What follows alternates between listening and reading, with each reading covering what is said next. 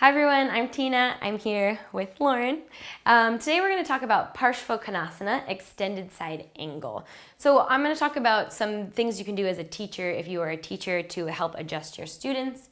And if you're just a practitioner, this will help you as well. So we're just going to go cut to the left side here. So she's going to come into a warrior two position on the left side.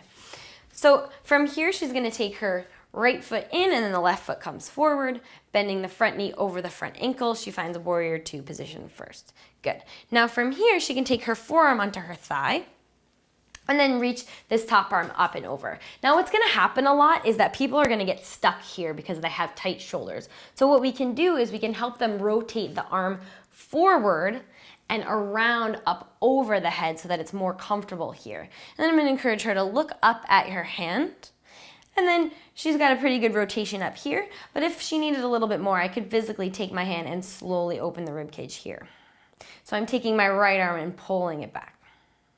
Good, now she feels comfortable, so she's gonna go a little bit further and take the right hand or left hand onto the outside of the foot. She can come up onto her fingertips here.